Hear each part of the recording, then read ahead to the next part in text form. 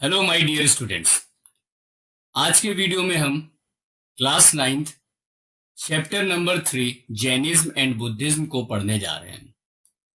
ये chapter ICSE board से related class 9th से है, हिस्ट्री से है। तो आज इस चैप्टर को हम डिटेल में पढ़ेंगे। तो हम पढ़ते हैं। सबसे पहले आप देख रहे होंगे हेडिंग पड़ी हुई है जैनिज्म एंड बुद्धिज्म।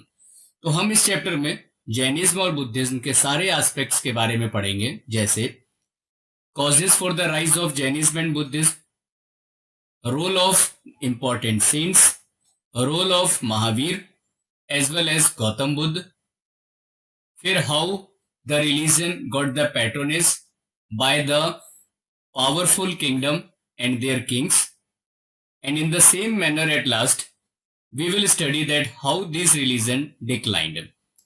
तो हम शुरू करते हैं अपने चैप्टर को।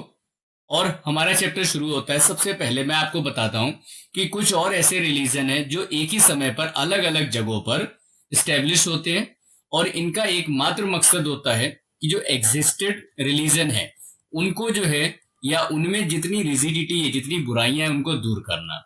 तो अगर हम पर्शिया की बात करें तो पर्शिया में जोराष्ट्र की शुरुआत होती है।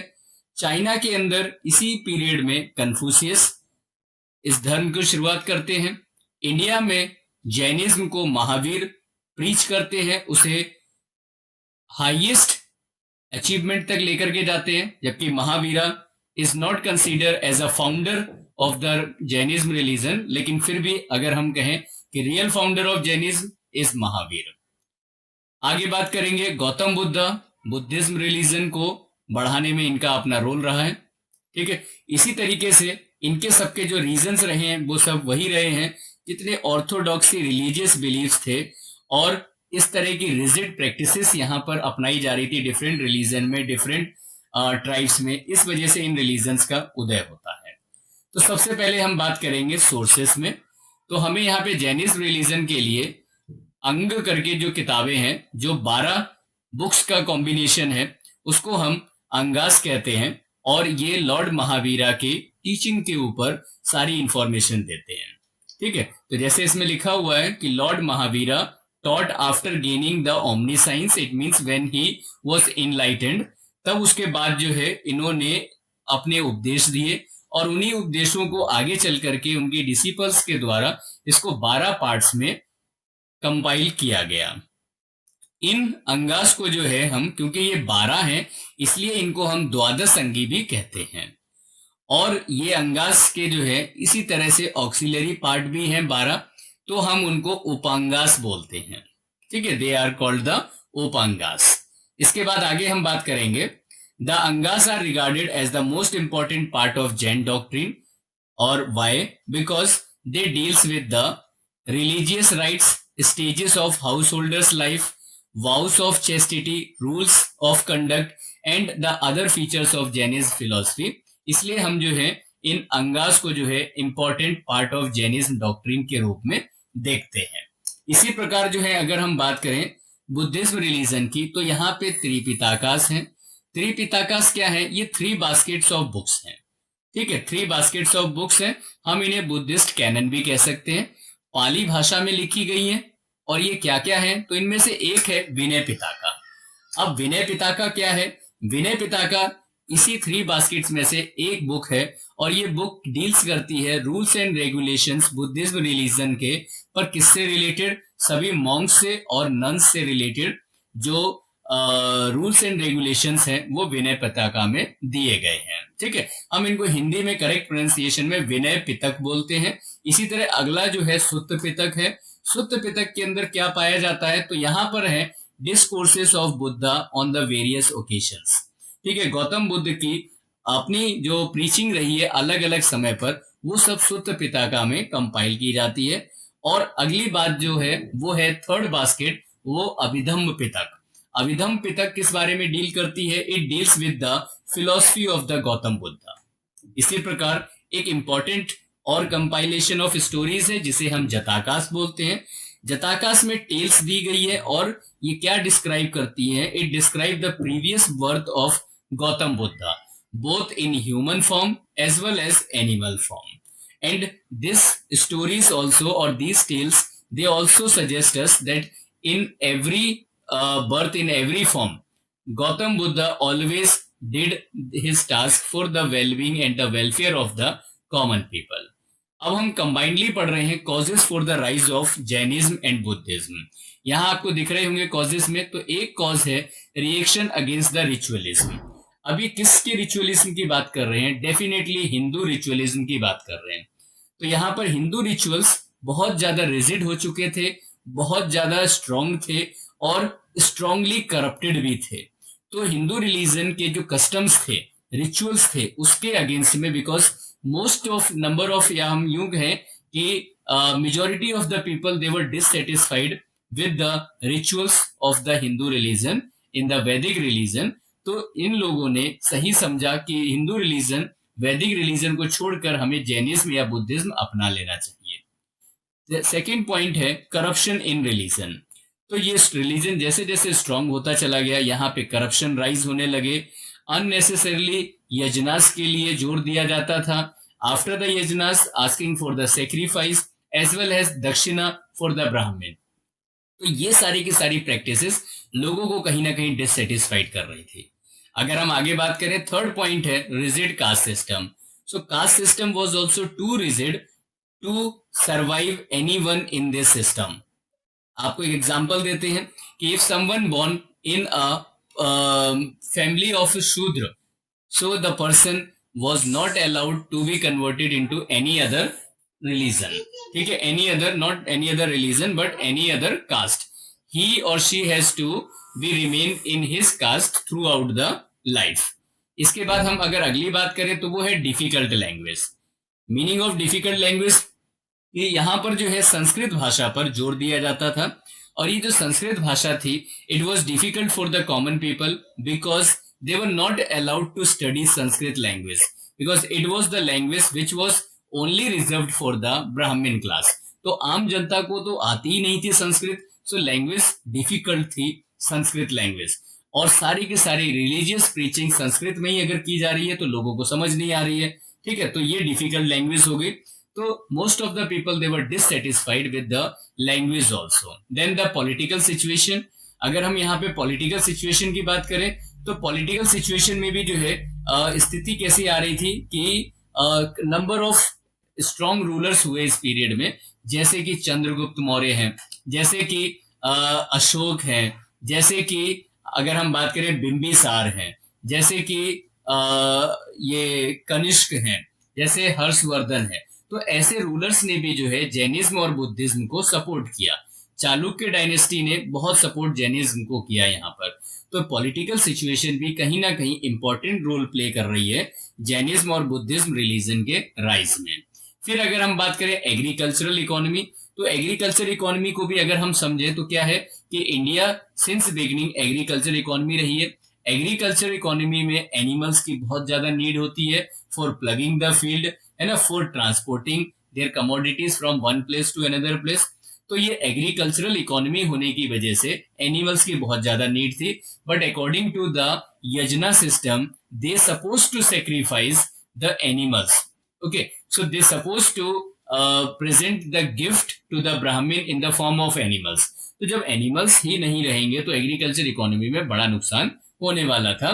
तो इसलिए भी जो है लोग यहाँ से माइग्रेट होकर के जैनिज्म रिलीजन को अपनाने लगे. अब हम अपने इस पोर्शन में जैनिज्म को पढ़ते हैं. ठीक है, तो यहाँ हेडिंग आप देख रहे होंगे जैनिज्म लिखी हुई है. अब हम जैनिज्म के बारे में कुछ इंपॉर्टेंट चीजें जान लेते हैं. जैनिज्म जो है यहाँ पर कई सारे यहाँ पर आचार्य हुए हैं. इन्हीं आचार्यों को जो है यहाँ पर तीर्थंकरास बोला जाता है. ठीक है, तीर्थंकर. तो अगर हम कुल मिला के देखें तो यहाँ पर ऐसे 24 तीर्थंकर हुए हैं जैनिज्म रिलीजन में. और ये जो 24 तीर्थंकरों में से एक तीर्थंकर हैं जिनका नाम है ऋषभदेव. ये फर्स्ट तीर्थंकर के रूप में जाने जाते हैं. और 23rd नंबर पर पार्श्वनाथ आते हैं. और इसी प्रकार जो है 24th और जो लास्ट तीर्थंकर है वो महावीर जैन जाने जाते हैं. तो महावीर जैन के बाद तीर्थंकर की उपाधि और कोई भी संत नहीं ले पाया. ठीक है, ये महावीर जैन के बाद किसी को ये पद नहीं दिया गया. आगे हम बात करेंगे कि Mahavir made Jainism popular and systematic. इसलिए हम महावीर को ही रियल फाउंडर ऑफ जैनिज्म भी मानते हैं. अगर हम बात करें महावीर का जन्म कहाँ पे होता है, तो he was born in Kundagram. ये जगह कहाँ पर है? वैशाली में है। और वैशाली कहाँ पर है? बिहार में है। इनका जन्म कब होता है? 240 बीसी में इनका जन्म होता है। इनके फादर जो है वो क्षत्रिय क्लेन के चीफ थे और इनके फादर का नाम था सिद्धार्थ। ठीक है। इनकी मदर जिनका नाम है त्रिशला, ये भी रॉयल फैमिली से बिलोंग करती थी। और वो रॉयल फैमिली कौन सी है? लिच्छवी। ये लिच्छवी डायनेस्टी की प्रिंसेस थी। एक बार जो है ये अपने दोस्तों के साथ थे और दोस्त इनके जो है डेंजर में फंस जाते हैं और सामने जो है टाइगर होता है। ये टाइगर से अपने दोस्तों की रक्षा करते हैं और इस एक्टिविटी की वजह से जो है इनको महावीर की उपाधि दी जाती है। ठीक है। अगर हम बात करें कि इनके जन्म के समय पर इनके फादर का किंगडम प्रोस्पेरस था। प्रोस्पेरस का मतलब होता है रिच है, समृद्ध है। तो इसलिए जब महावीर का जन्म इस समय पर होता है तो सिद्धार्थ जो है अपने बेटे का नाम वर्धमान रखते हैं। ठीक है। अच्छा, फिर इसके बाद अगर हम बात करें कि he was married to Yashoda. इनका जन्म किसके साथ, सॉरी, इनकी मैरिज किसके साथ होती है? यशोदा के साथ होती है। ठीक है। अच्छा, आगे अगर हम देखें तो 30 की एज पर महावीर ने अपने घर को त्याग दिया। ठीक है। और सीवियर पेनेंस इन्होंने किया 12 साल के लिए। यानी 12 साल के लिए ये साल वृक्ष के नीचे बैठते हैं और इनको जो है नॉलेज प्राप्त होती है। और 12 साल की कठिन तपस्या के बाद फाइनली जो है सुप्रीम नॉलेज इनको मिल जाती है। He subdued his desire and became a Jin. और जिन भी हम किसको बोलते हैं? The person who conquer all his desires, उसको हम बोलते हैं जिन। और इन्होंने भी ऐसा किया, इनको कहा गया जिन। यानी कि जिन का मतलब है those who have conquered their desires. ठीक है। तो इन्होंने अपनी जब ज्ञान प्राप्ति की तो ज्ञान प्राप्ति के बाद जो फर्स्ट सरमन दिया था, फर्स्ट सरमन इन्होंने दिया था माउंट बिपुल में। माउंट बिपुल कहाँ है? राजगृह में। ठीक है। और इसके बाद जो है ये कहलाने लगे कैबलिन। कैबलिन का मतलब होता है एक ऐसा व्यक्ति जिसको पूरी जानकारी होती है, संपूर्ण ब्रह्मांड की नॉलेज रखने वाला व्यक्ति कैबलिन कहलाता है। और इन्हें जो है लॉर्ड महावीरा की उपाधि भी दे दी गई। और ये सब किसके द्वारा? इनके अपने फॉलोअर्स के द्वारा। और कुछ ही समय में जो है इनके फॉलोअर्स की संख्या भी बढ़ती चली गई। और फाइनली जो है लॉर्ड महावीरा की अगर बात करें तो इन्होंने सेल्वेशन यानी मोक्ष की प्राप्ति 72 साल की उम्र में पावापुरी में कर ली थी। और इस समय 400 अगर हम बात करें 468 बीसी का समय था। 468 बीसी में इन्होंने सेल्वेशन की प्राप्ति कर ली थी। चलिए, तो अब हम कुछ टीचिंग की बात कर लेते हैं। तो महावीर जैन की बहुत इंपॉर्टेंट टीचिंग्स हैं। सबसे पहले हम बात करेंगे 5 इंपॉर्टेंट बाउज की। तो 5 बाउज हैं इनके, वो क्या क्या है? पहला, अहिंसा। ठीक है। अहिंसा पे सबसे ज्यादा जोर देते थे। इसका मतलब होता है नॉन वायलेंस। अगर हम सेकंड बात करें तो अस्ते, इसका मतलब होता है नॉट स्टीलिंग। तीसरी बात करें सत्य, इसका मतलब है नॉट टू टेल लाई। इसके बाद अपरिग्रह, इसका मतलब है नॉट पोसेसिंग एनी प्रॉपर्टी।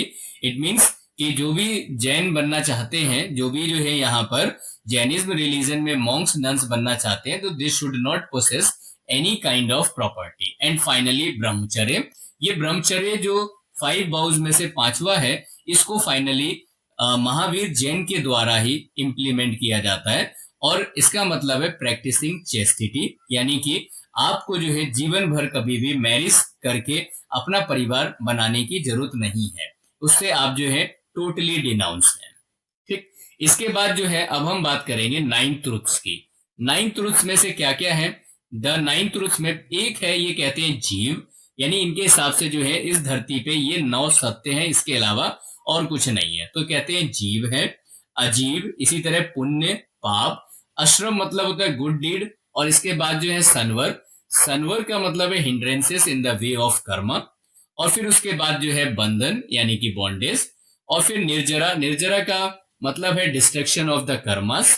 और फाइनली मोक्ष यानी कि सेल्वेशन, मोक्ष की प्राप्ति, freedom from getting birth again and again on this अर्थ। ठीक है, ये है मोक्ष।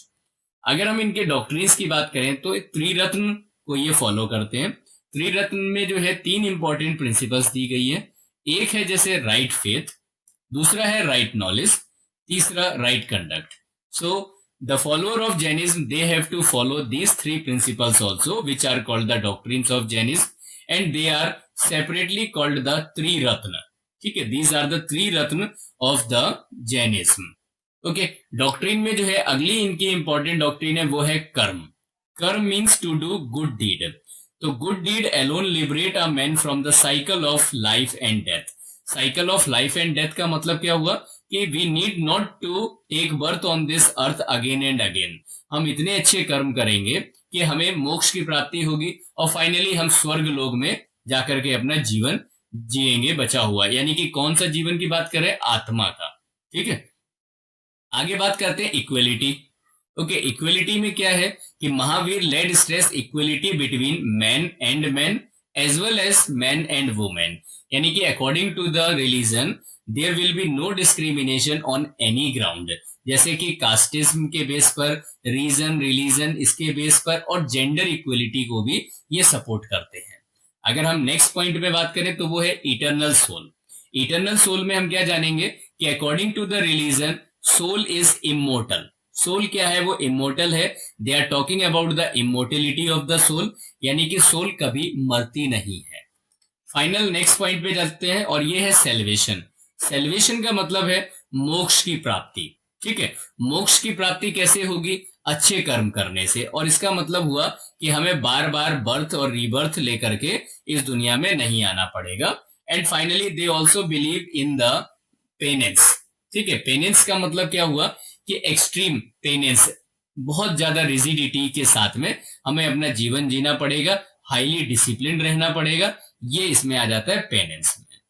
ओके, तो ये इनकी जो है टीचिंग्स और इनके जो है डॉक्ट्रिन्स हो जाते हैं। अब हम बात करेंगे कि जैनिज्म रिलीजन स्प्रेड क्यों होता है।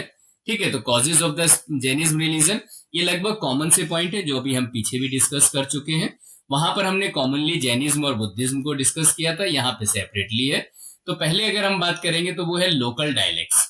ओके, लोकल डायलेक्ट्स का मतलब जैनिज्म रिलीजन के संतों ने, सेंट्स ने यहाँ पे प्राकृत भाषा का इस्तेमाल किया इंस्टीड ऑफ संस्कृत, क्योंकि संस्कृत जो है वो लोगों के लिए समझना मुश्किल हो सकती थी, इसलिए उन्होंने प्राकृत भाषा का इस्तेमाल किया। इसके अलावा जो है यहाँ पे रॉयल पैट्रोनेज भी मिलता है।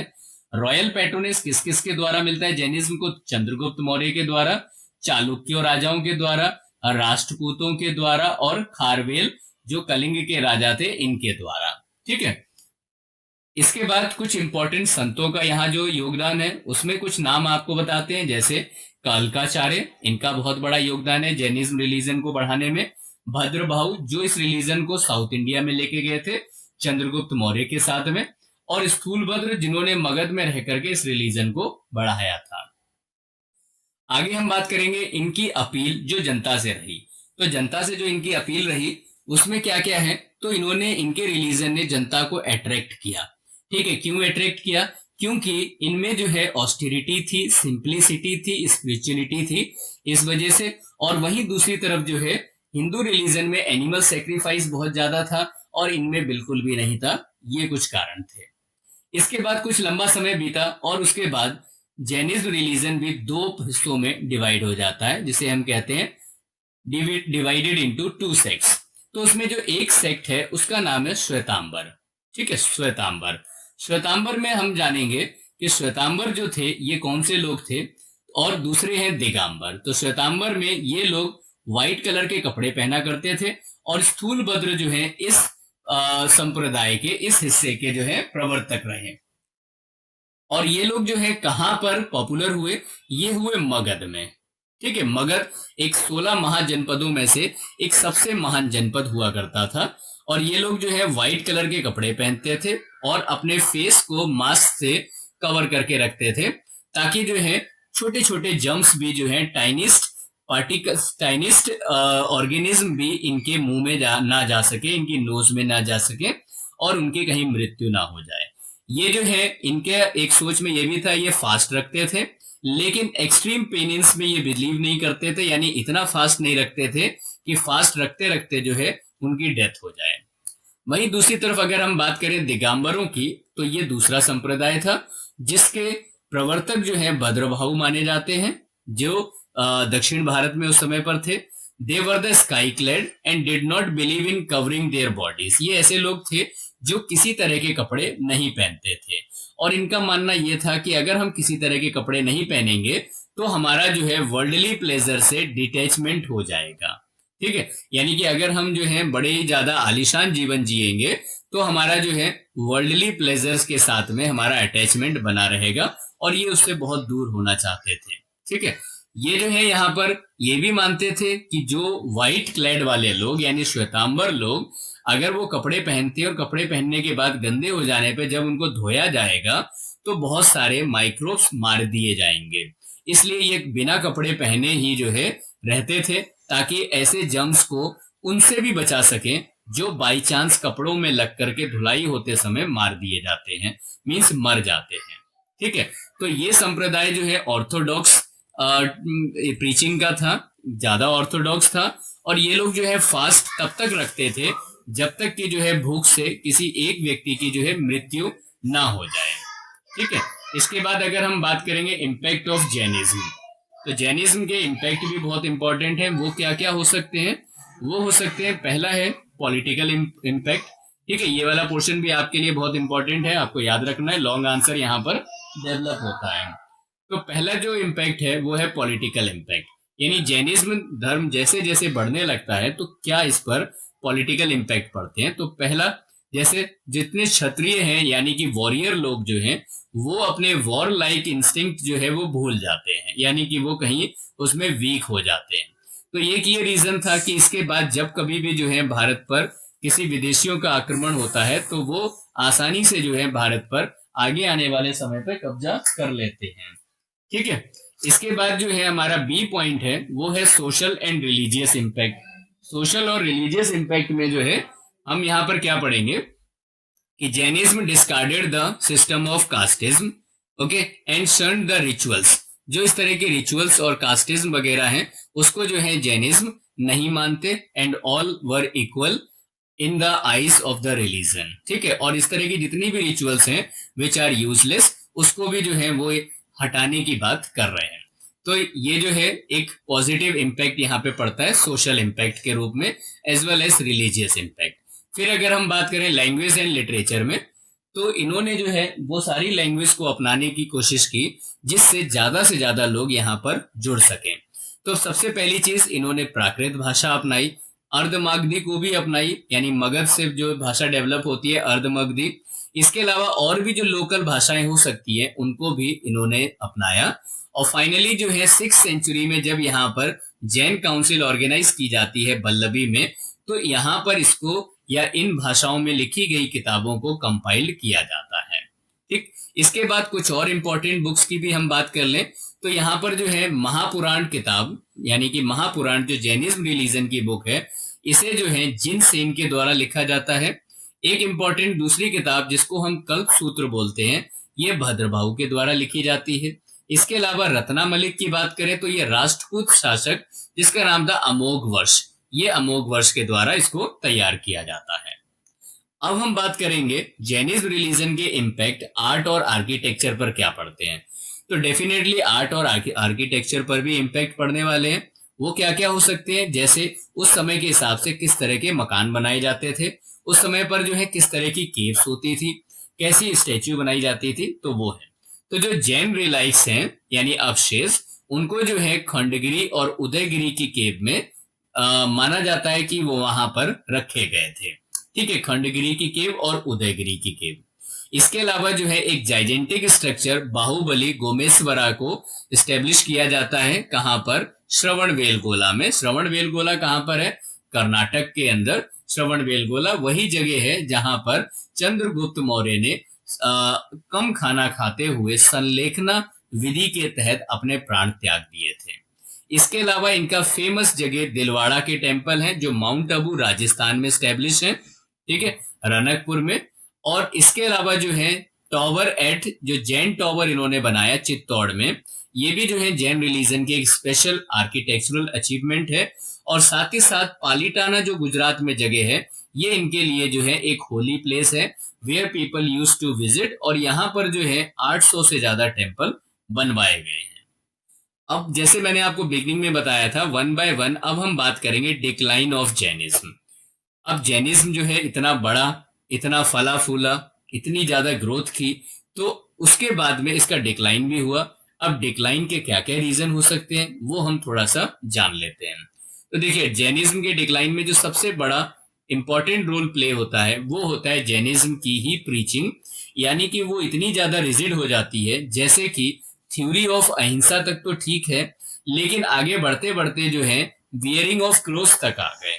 ठीक है, कौन से कलर के कपड़े पहनने हैं, कपड़े पहनने भी हैं या नहीं पहनने हैं, ये बहुत ज्यादा ऑस्टेरिटी हो गई इसमें, जिसकी वजह से लोगों को इस रिलीजन से भी दिक्कत होने लगी और उन्होंने फाइनली मन बना लिया कि वो इस रिलीजन को भी छोड़ देंगे।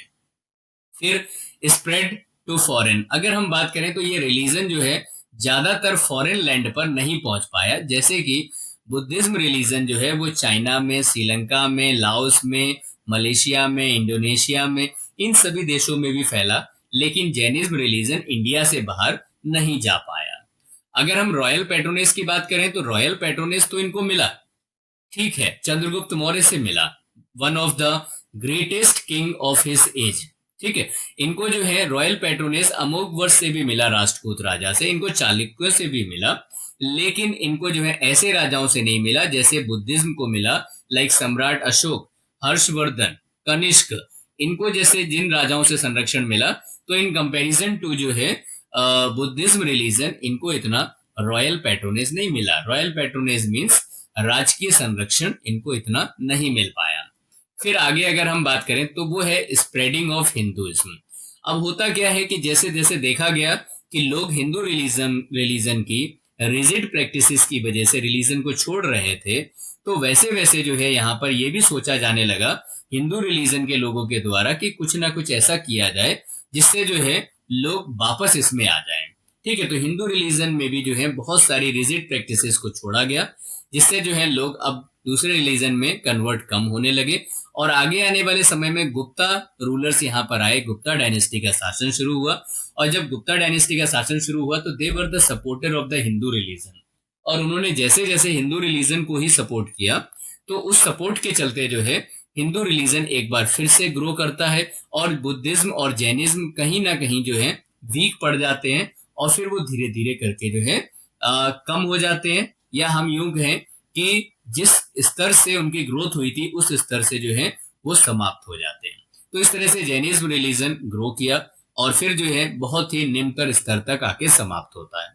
तो हमने अपने आज के वीडियो में जैनिज्म रिलीजन को स्टडी किया, और इसके साथ साथ जो है आगे के वीडियो में बहुत जल्द आपको बुद्धिज्म वाला पार्ट भी देंगे, और साथ ही साथ अगर आपको एक्सरसाइज की जरूरत है तो आपको एक्सरसाइज भी प्रोवाइड कराई जाएगी। इसके बारे में आप कमेंट बॉक्स में जरूर लिख करके बताएं।